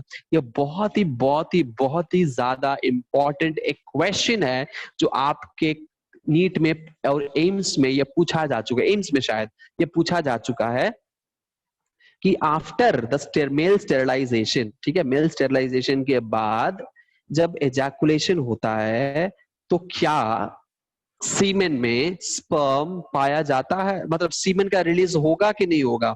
अगर वो सीमेन का रिलीज होगा तो उसमें स्पर्म होगा कि नहीं होगा? ठीक है, तो इस क्वेश्चन का आंसर मुझे आप लोग अभी तुरंत देने वाले हैं, मुझे दीजिए तो इस क्वेश्चन का आंसर।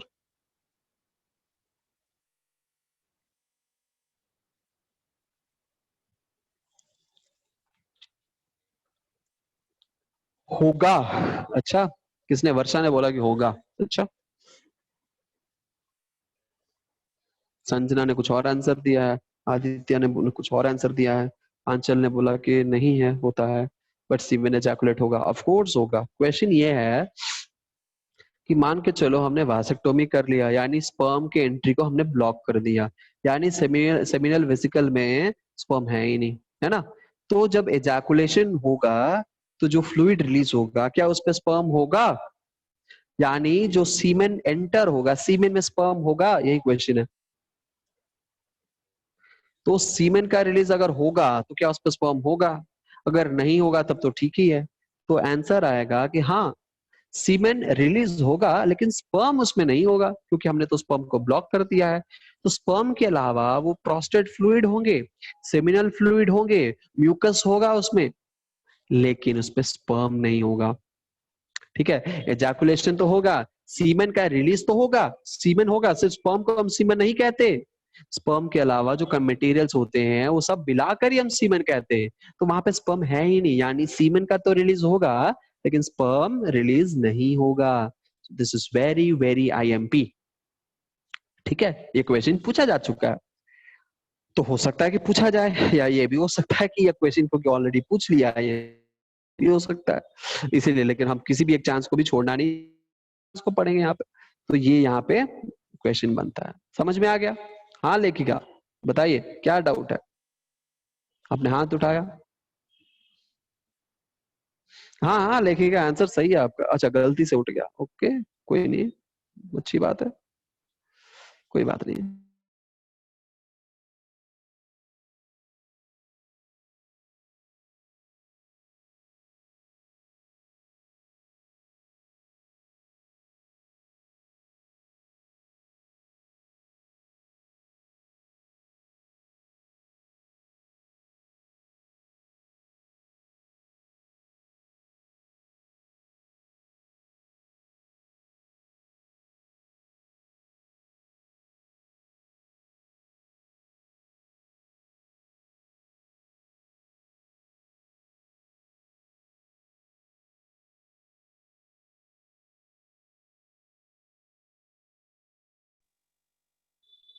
हेलो। हाँ तो क्या हुआ कि ऐसे ही एक बार हम डीपीएस में थे, और डीपीएस में हम पढ़ा रहे थे, क्यों क्या क्या करो आप लोग ना, आप लोग बदतमीजी नहीं करना हमसे। तो डीपीएस में थे और हम 10th का प्रैक्टिकल करवा रहे थे, और एक लड़की थी अंशु मिश्रा।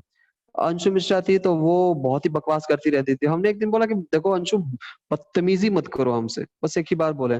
तो वो हमसे एक सटीक लाइन बोली, सर हम बदतमीजी नहीं कर रहे हैं, हम शरारत कर रहे हैं। शरारत और बदतमीजी में अंतर होता है। मैंने कहा ये भी एकदम सही है। तो शरारत करो ये सही है, लेकिन बदतमीजी बर्दाश्त नहीं कर सकते हम, उद्दंडता बर्दाश्त नहीं कर सकते। तो इसीलिए अच्छा है, ठीक है, तो आप उद्दंड मत बनना, बट शरारत करते रहना। शरारती होना अच्छी बात है, बच्चे का जो काम ही होता है शरारत करना, लेकिन उद्दंडता मत करना, बदतमीजी मत करना। ठीक है, आगे बढ़ते हैं और हम देखते हैं हमारा दूसरा। ठीक है, ये है आपका दूसरा है हमारा, ये ट्यूबेक्टोमी। ये आपके स्क्रीन पे दिख रहा है, ये है आपका ट्यूबेक्टोमी। यहाँ पे क्या किया गया है? यहाँ पे आपको देखो, इस पर्टिकुलर पॉइंट पे कट कर दिया गया, कट करके जोड़, मतलब इसको क्या कर दिया गया है, इसको ब्लॉक कर दिया गया है। मतलब ये कि यहाँ पे अब ओवम आएगा ही नहीं, है कि नहीं?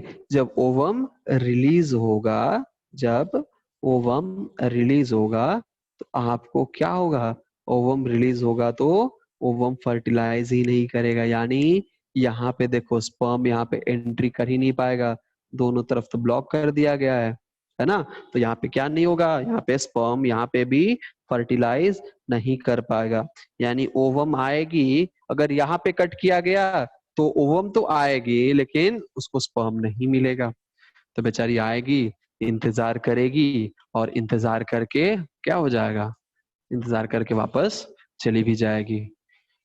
अगर मान के चलो कि हम वहां पे ब्लॉक नहीं करते और हम ब्लॉक कर देते हैं इस पर्टिकुलर पॉइंट पे, किस पर्टिकुलर पॉइंट पे, इस पर्टिकुलर पॉइंट को ब्लॉक कर देते हैं, इस पर्टिकुलर पॉइंट को ब्लॉक कर देंगे, तो क्या होगा, यहाँ पे ओवम रिलीज ही नहीं होगा। ओवम रिलीज होगा भी तो ओवम आकर बैठ जाएगा, फिर भी स्पर्म जो है वो एंट्री नहीं कर पाएगा। तो एनी हाउ स्पर्म का मीटिंग जो है वो ओवम के साथ नहीं होगा। स्पर्म के मीटिंग को ओवम के साथ मीटिंग का स्पर्म का मीटिंग को कैंसिल कर दिया जाता है, और this is what we call it as tubectomy. अगर ट्यूबेक्टोमी क्यों कहा गया, तो ट्यूबेक ये जो वर्ड है ये इंडिकेट कर रहा है ट्यूब यानी फैलोपियन ट्यूब को, विच मीन्स फैलोपियन ट्यूब की सर्जरी।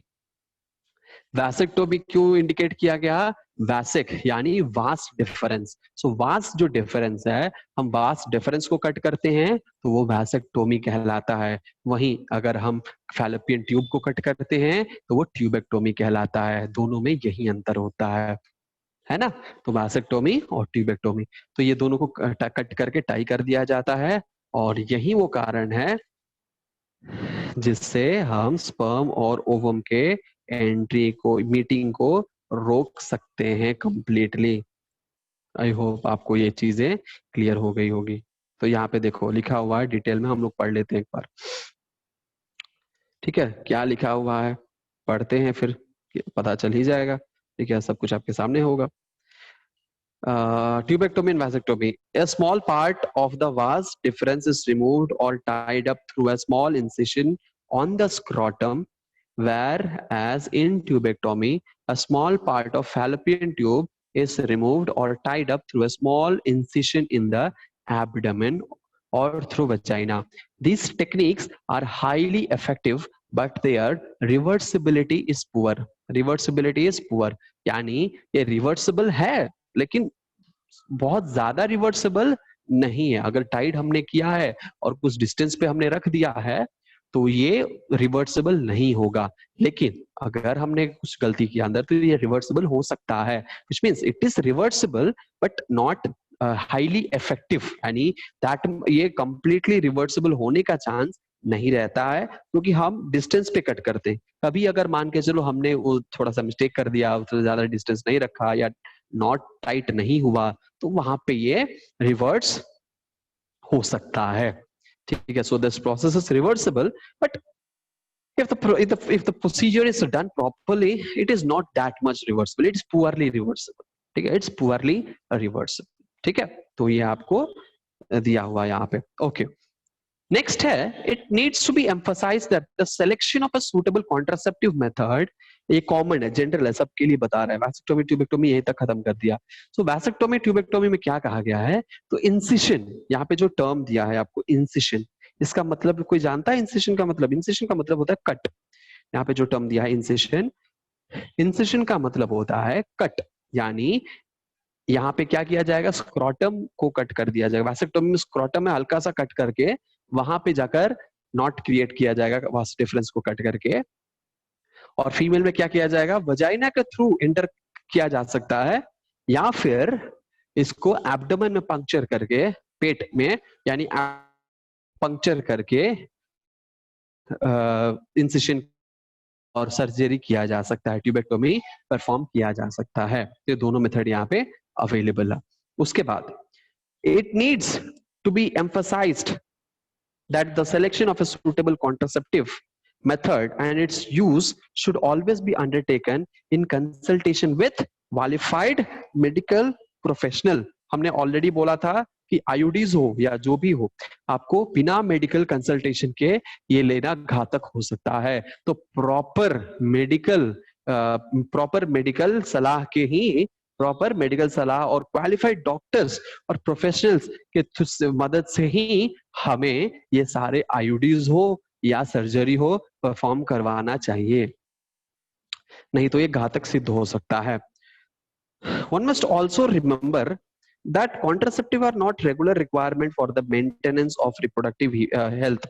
ठीक है, कॉन्ट्रासेप्टिव ही जरूरी नहीं होता है, ठीक है, कॉन्ट्रासेप्टिव ही जरूरी नहीं होता है। In fact they are practised against a natural method to prevent pregnancy or to delay or space pregnancy due to personal reasons. No doubt, the widespread use of these methods have a significant role in checking uncontrolled growth of population. However, their possible ill effects like nausea, abdominal pain, breakthrough bleeding, irregular menstrual bleeding, or even breast cancer, though not very significant, should not be totally ignored.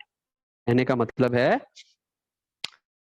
कुछ भी कहें, लेकिन ये सब जो भी technique का इस्तेमाल किया जा रहा है, ये सब टेक्निक तो एक आर्टिफिशियल टेक्निक है। मतलब ये टेक्निक फॉलो तो किया जा रहा है, वर्ल्ड वाइड फॉलो किया जा रहा है, लेकिन ये टेक्निक सही नहीं है, ये आर्टिफिशियल टेक्निक है, क्योंकि हम नेचर के अगेंस्ट में जा रहे हैं। जब हम नेचर के अगेंस्ट में जा रहे हैं तो कहां तक सही कर रहे हैं, गलत कर रहे हैं, इसका साइड इफेक्ट भी भुगतान करना पड़ता है। लेकिन क्योंकि अगर मान के चलिए हमें कुछ पर्सनल रीजंस की वजह से किसी कारणवश हम चाहते हैं, या हमारा एज नहीं है, या कुछ ऐसे कपल्स होते हैं जो चाहते हैं कि वो अपना मैरिड लाइफ को एंजॉय करें, उसके बाद बच्चे होने, तो बच्चे होने के बाद बहुत सारे कंडीशंस, टर्म्स एंड कंडीशंस लग जाते हैं कि बच्चे का ख्याल कौन रखेगा, हम यहाँ चले जाएंगे तो बच्चे का क्या होगा, देख रेख कौन करेगा, घर पे मेड रखेंगे, मेड कैसी होगी, बहुत सारी चीजें होगी, नैनी रख लेते हैं तो नैनी रख लेंगे तो बहुत सारे प्रॉब्लम आ सकते हैं। ठीक है, तो ये सब चीजें देख कर ही कहा जाता नहीं, पहले 4-5 साल तक पूरा एंजॉय करेंगे लाइफ को, उसके बाद हम लोग बच्चे प्लान करें। ये पर्सनल रीजंस की वजह से भी ये होता है। कभी कभी क्या होता है, पर्सनल रीजन ये भी हो सकता है कि हम मैरिड नहीं है और फिजिकल रिलेशनशिप में इन्वॉल्व हो गया because of the hormone. Hormone है, जाहिर सी बात है, ऑपोजिट जेंडर के लिए हम अट्रैक्ट होंगे ही होंगे, है ना, अट्रैक्शन ऑब्वियस सी बात है। और ये हार्मोन है भाई, उम्र है, इस उम्र में अट्रैक्ट होंगे ही होंगे। और अगर अट्रैक्ट हो गए, फिजिकल रिलेशनशिप बना लिए, तो उसके बाद क्या किया जा सकता है, कुछ नहीं किया जा सकता। प्रेगनेंसी हो जाए तो प्रॉब्लम ही प्रॉब्लम है। उस सिचुएशन से हमें बचाने के लिए कॉन्ट्रासेप्शन का इस्तेमाल करते हैं। तो बहुत सारी चीजें हैं, लेकिन इसके बाद अगर हम कॉन्ट्रासेप्शन पिल का इस्तेमाल करते हैं, कंटिन्यूअसली इस्तेमाल करते हैं, अब ये आदत बना लिए, ठीक है, कि फिजिकल रिलेशनशिप बना लो, उसके बाद एक अनवांटेड ले लो, तो ये आदत जो है ये बहुत बुरी बला है, और ये हमें बहुत सारे साइड इफेक्ट्स और बहुत सारे प्रॉब्लम्स क्रिएट कर सकते हैं। इवन ब्रेस्ट कैंसर भी हो सकता है, इरेगुलर मेंस्ट्रुअल ब्लीडिंग, ड्रग की वजह से इरेगुलर मेंस्ट्रुअल ब्लीडिंग हो सकता है, ठीक है, नाउजिया, अब्डोमिनल पेन, ये सब चीजें हो सकता है, ठीक है, इवन ब्रेस्ट कैंसर भी हो सकता है। तो इसीलिए हम इस चीजों से बचें और ज्यादा से ज्यादा कोशिश करें कि कॉन्ट्रासेप्शन लेने का, कॉन्ट्रासेप्टिव पिल्स लेने का नौबत ना हो। आप पीरियोडिक एब्स्टिनेंस का इस्तेमाल कर सकते हैं, थोड़ा सा ध्यान रखें, और थोड़ा सा अपने हार्मोन्स पे अपने बैलेंस को कंट्रोल करें, अपने इमोशंस, अपने स्ट्रेंथ को पहचानें और इमोशंस पे काबू करें, हार्मोन्स पे काबू करें, है ना, थोड़ा सा योगा मेडिटेशन करें, और आप इस प्रॉब्लम से बच सकते हैं, कॉन्ट्रासेप्शन लेने से बच सकते हैं। ठीक है, अगर करना है तो मेंस्ट्रुएशन से कुछ दिन पहले या मेंस्ट्रुएशन के बाद कुछ दिन तक ही करें, उसके बाद तो अवॉइड करें फिजिकल रिलेशनशिप। अपने काम पे ध्यान दें यार, लाइफ बहुत लंबी है, सक्सेस की ओर देखें, है ना। चलो, so this is that's all for today. I hope आपको बहुत सारी इन्फॉर्मेशन यहाँ पे हमने आपको दी है, नई नई नई इन्फॉर्मेशन, पुरानी इन्फॉर्मेशन, ऑलरेडी जो आपने पढ़ा है, जो नहीं पढ़ा है, बहुत सारी चीजें हमने यहाँ पे आपको बताया है। ठीक है, सब बातों का ध्यान रखें और आगे पढ़ते रहें, खुश रहें। कोई दिक्कत है, कोई डाउट है, प्रेगनेंसी से रिलेटेड कोई डाउट है, सेक्स से रिलेटेड कोई डाउट है, कोई भी प्रॉब्लम आपको फेस कर रहे हैं आप लोग, या कोई संदेह है, तो आप लोग बेझिझक कभी हम पूछ सकते हैं, क्योंकि ये सब डाउट्स सिर्फ बायोलॉजी के फैकल्टी, चाहे वो लेडी हो या जेंट हो, किसी से भी पूछ सकते हैं, क्योंकि वही एक इंसान है जो कि आपको ओरिजिनल खबर दे सकता है इसके बारे में, क्योंकि पढ़ा हुआ है। डॉक्टर दे सकता है, या फिर बायोलॉजी का फैकल्टी दे सकता है, टीचर दे सकता है। इसके अलावा हम किसी से पूछ भी नहीं सकते। ऐसे तो पेरेंट्स भी दे सकते हैं, हमारे दोस्तों से कभी इसका सलाह मत लीजिएगा, ठीक है, क्योंकि वो जानते नहीं है, आप ही का नॉलेज उनका भी है, ठीक है। तो बेझिझक आप लोग पूछ सकते हैं, कोई भी डाउट हो आप लोग पूछ सकते हैं, अवेलेबल है हम 5 मिनट के लिए।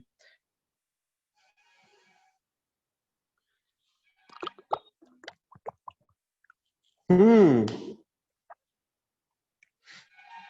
Questions, very good very good. Questions हम लोग डिस्कशन कर लेते हैं ना, पहले 10 क्वेश्चन, है ना, तो फर्स्ट 10 क्वेश्चंस हम लोग डिस्कस कर लेते हैं यहाँ पे। Okay, all right, okay okay okay, very good very good very good. देखते हैं हम डॉक्यूमेंट में कहाँ है, ठीक है।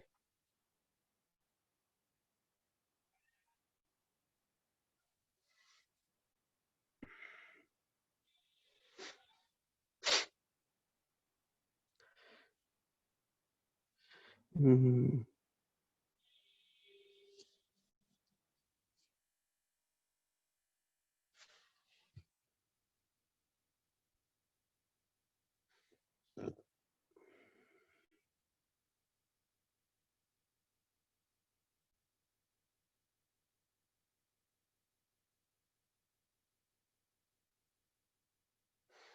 कहाँ है भाई?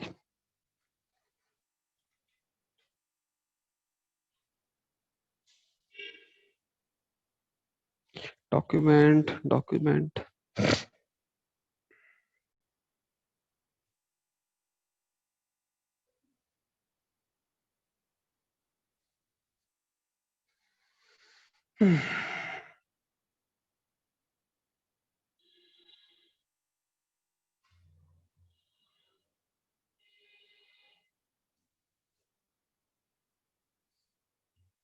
ओके, चलो हम एक काम करते हैं, अभी आपको मिल नहीं रहा है, खैर कोई नहीं, हम लोग देख लेंगे, अभी रुक जाइए, दो एक मिनट मुझे दीजिए, हम एक मिनट में जरा हम इसको ढूंढ लेते हैं कहाँ है। ठीक है, बात हम क्वेश्चन करेंगे, आपके पास क्वेश्चन पेपर होगा ही, आप भी निकाल लीजिएगा, ठीक है, और हम लोग चर्चा करेंगे।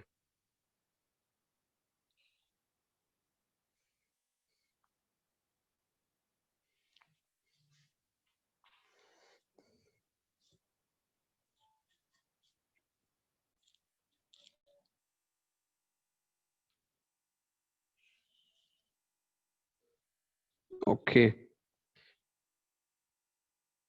अच्छा लैपटॉप से भेजे थे ना, इसीलिए यहाँ मोबाइल में नहीं है, अच्छा चलो कोई नहीं, डाउनलोड हो गया। चलो, तो पहला क्वेश्चन हमारे सामने है, ठीक है, पहला क्वेश्चन आ गया है, तो हम क्या करते हैं ना, शेयर कर देते हैं पूरा स्क्रीन को ही, ठीक है, तो स्क्रीन स्क्रीन पे आपको, स्क्रीन क्या आपको दिख रहा है?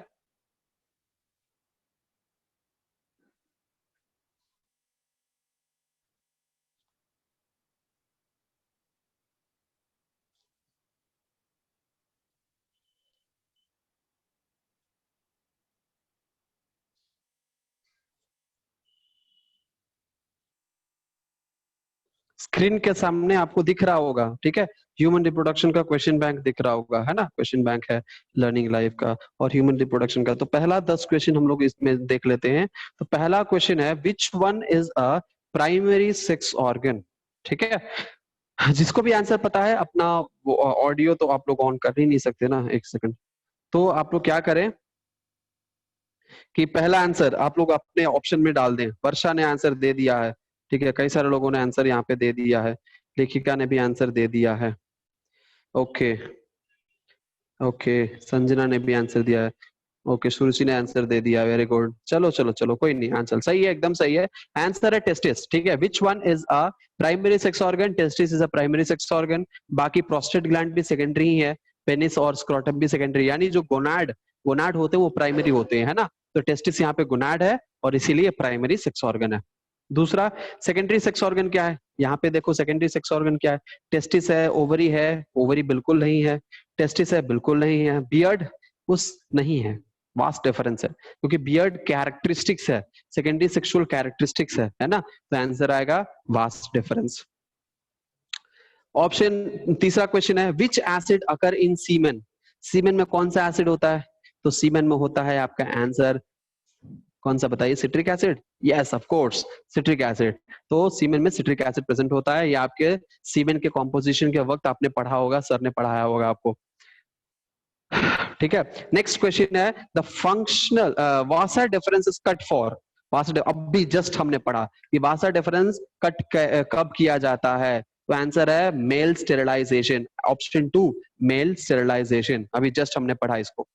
उसके बाद है next question, fifth question, the function of seminal fluid is, seminal fluid का फंक्शन क्या है, तो सेमिनल फ्लूइड का फंक्शन है to provide a medium for the movement of sperm, to provide a medium for the movement of sperm, sexual attraction बिल्कुल नहीं, वो तो secondary sexual characters आपको hormones कर ही देंगे, stability to egg, egg की जरूरत ही नहीं है क्योंकि seminal fluid मेल का होता है, obviously थर्ड ऑप्शन सही है, to provide a medium for the movement of sperm, ठीक है, और सीमेन एसिडिक नहीं अल्कलाइन होता है because of the mucus present in the semen, ठीक है। चलो नेक्स्ट क्वेश्चन है, sixth question, the functional unit of testis of man is.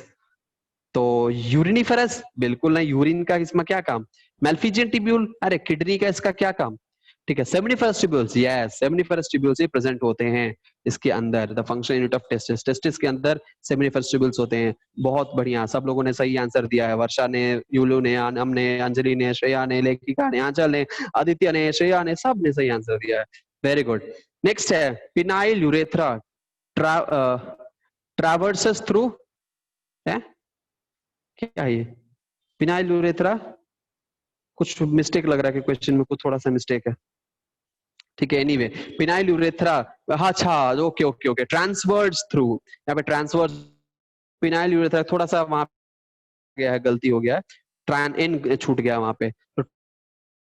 Corpora cavernosa, corpora cavernosa answer आएगा यहाँ पे, कॉर्पोरा कोवर नोसा, है ना। ऑल राइट, क्योंकि स्पॉन्जियोसम तो साइड में होता है, कोवरनोसा सेंटर में होता है ऐसा जो भी है। ऑल राइट, नेक्स्ट है seminiferous tubules are composed of, seminiferous tubules किससे कंपोज्ड होते हैं, तो आंसर है जर्मिनल एपिथेलियम। ठीक है, ग्लैंडुलर एपिथेलियम मत दे दीजिएगा, ठीक है, ग्लैंड्स का होता है वो तो। ठीक है, स्पर्मेटोगोनिया बिल्कुल नहीं है, स्पर्मेटोगोनिया इज अ सेल, ठीक है, जो कि आपको जर्मिनल सेल है। ठीक है, तो germinal epithelium is the right answer. ठीक है, क्योंकि वहां पे एपिथेलियल लाइनिंग होता है, सेमिनिफरस ट्यूब्यूल एक डक्ट है और सभी डक्ट में एपिथेलियल लाइनिंग होता है, बॉडी के हर डक्ट में एपिथेलियल लाइनिंग होता है, यहाँ पे जर्मिनल एपिथेलियम आंसर होगा। 9th question, in mammals the testis are located in the, mammals में टेस्टिस कहाँ होता है, मैमल्स में टेस्टिस होता है एक्स्ट्रा एब्डोमिनल कैविटी में, कहाँ पे, एब्डोमेन से बाहर। पेरिकार्डियल कैविटी चेस्ट को कहते हैं पेरिकार्डियम, वहां पे बिल्कुल नहीं है, मीडियास्टिनल लेयर वहां पे नहीं है, एब्डोमिनल कैविटी में भी नहीं होता है, थोरासिक कैविटी में लंग्स होता है भाई, वहां तो चांस ही नहीं है, एक्स्ट्रा एब्डोमिनल कैविटी एब्डोमेन से बाहर। ठीक है, ओके, सबने सही आंसर दिया, वर्षा ने गलत दिया, नीलू ने गलत दिया। ठीक है, आप थोड़ा सा ध्यान दो। ठीक है, okay, next last question, sustentacular tentacular, oh my goodness, sustentacular cells are found in, sustentacular cells are found in where, बहुत ही थोड़ा सा डिफिकल्ट है ना। sustentacular cells are found in testis of mammal, है ना, testis of ascaris, no, testis of mammal, right. तो ये सस्टेंटिकुलर sales होते हैं, जो आपने पढ़ा होगा, किसका है भाई ये सस्टेंटिकुलर सेल, किसको कहते हैं, नर्स सेल, सर्टोली सेल। ठीक है, सर्टोली सेल्स को ही हम क्या कहते हैं, सस्टेंटाकुलर सेल कहते हैं, हमने बताया था।